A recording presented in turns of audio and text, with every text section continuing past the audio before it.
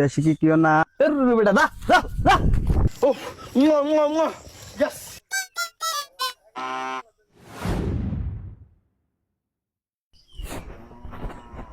আমার জীবনে কি নাই ভাই, হাজার হাজার সমস্যা আছে, ভরপুর দুঃখ কষ্ট আছে, 12-13 ঘন্টা ডিউটি আছে, চোখ ভরা ঘুম আছে, মানিব্যাগ খালি আছে, বাড়ির ভেতরে আমার বোর জ্বালা যন্ত্রণা আছে।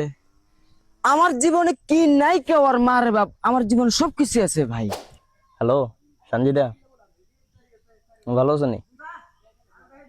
এই তো আছে আলহামদুলিল্লাহ ভালো। তো কি করো?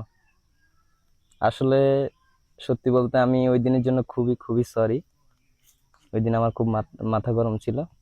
না না না, তুমি কেন সরি বলবো? আরে না যা, আমার ওই দিন সত্যি খুব মাথা গরম ছিল, কি না কি বলে ফেলছে নিজেও জানি না। দেশি কি কিও নাই না না না, এটা কিছু না, সমস্যা নাই। যেমন ঘুমে সমস্যা নেই, প্যারা নাই, চিল। রে আচিকা, কি অবস্থা? ভালো আছো? এই তো আছে আলহামদুলিল্লাহ। ওই দিনটা কিরম লাগলো? খাবি না করে খাইয়া নিলি, কিরম ফিল পাইলি? চল চল আজকে আবার খাই, আজকে মাল ভরপুর নিয়ে আসছি। চল চল মামা সেই একটু পিকনিক পরে, দিব একটু পরে, বেটা। একটু চল একটু চল পরে, চল একটু পরে। আরে চল চল পরে, আজকে মাল বাড়াই আনছি। চল বেটা চল চল চল আরে চল চল হ্যালো চল। হ্যালো, আরে চল আরে না চল। না না না, এটা আমার বন্ধু। আরে আমি এগুলা খাই না আশিকা, চল এগুলো আমি খাই না। চল আরে চল, চল। আমি এগুলো সত্যি খাই না, কিন্তু আশিকা। সত্যি প্লিজ আমি আশিকা। এগুলা খাই না। ওরা এগুলা মাল খায়, বাড়াই আনছি, ওরা আশিকা। এগুলা খায়। চল আরে কলটা দিছে তোর লাগে বেটা আমার সবকিছু বেজাল। তুই কই দিন তোর কাছে আসছিস, তুই একটা সলিউশন দিলি, আজকে আবার আরে ফোনটা দিলি একবার। আরে চল বেটা পিকনিক লই বেটা।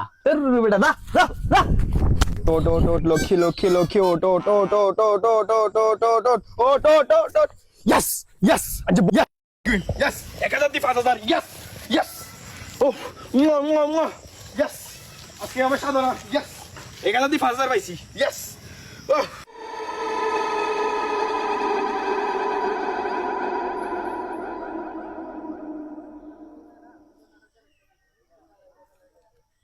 আমি হচ্ছি মাদক সম্রাট।